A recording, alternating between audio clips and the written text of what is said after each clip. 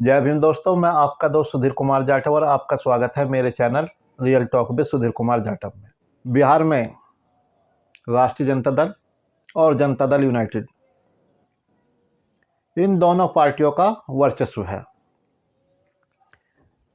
30-32 साल से यही दोनों पार्टियां सत्ता पक्ष और विपक्ष में हैं।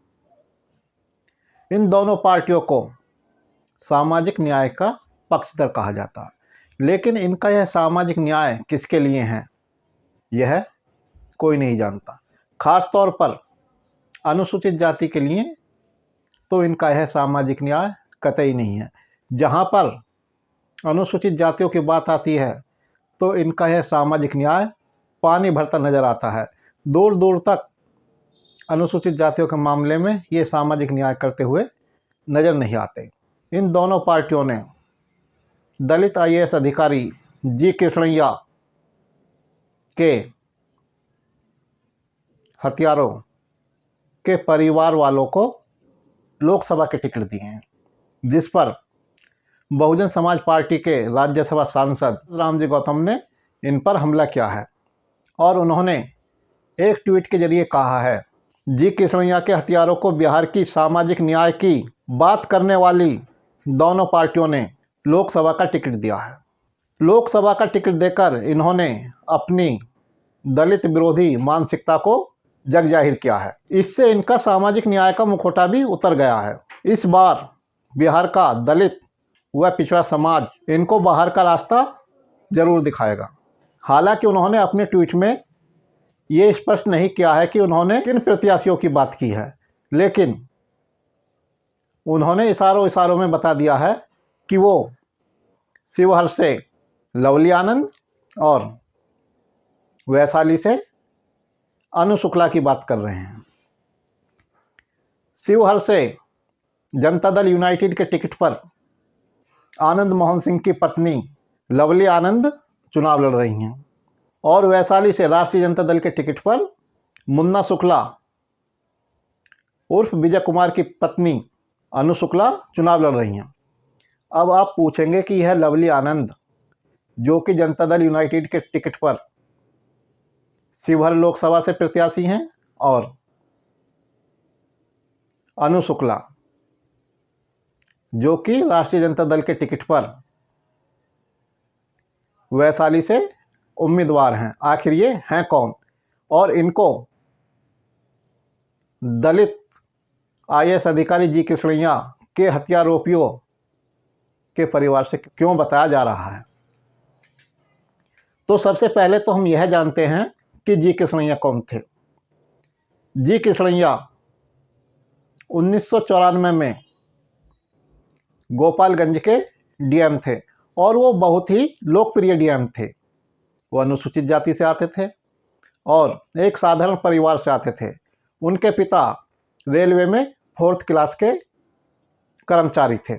जी कृष्णैया का बचपन बहुत ही संघर्षों से गुजरा था और उन्होंने अपनी पढ़ाई को जारी रखने के लिए कुली का काम भी किया, क्लर्क का काम भी किया और अपनी मेहनत के बल पर आईएएस अधिकारी बन गए।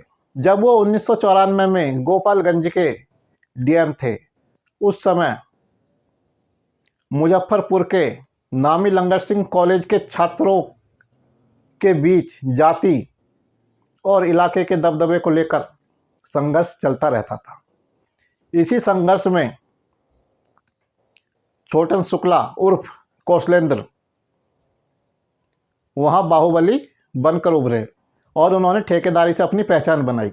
इलाके और जाति के दबदबे को लेकर हुए संघर्ष में छोटन शुक्ला की हत्या कर दी गई। ये 4 दिसंबर 1994 की बात है। छोटन शुक्ला की हत्या के बाद मुजफ्फरपुर में दंगे भड़क उठे, जगह जगह प्रदर्शन होने लगे। छोटन शुक्ला के छोटे भाई मुन्ना शुक्ला उर्फ विजय कुमार ने उनका अंतिम संस्कार किया। 5 दिसंबर 1994 की रात को गोपालगंज के डीएम जी कृष्णैया एक विशेष मीटिंग में भाग लेकर मुजफ्फरपुर के रास्ते से गोपालगंज लौट रहे थे। उनको नहीं मालूम था कि रास्ते में दंगे हो रहे हैं।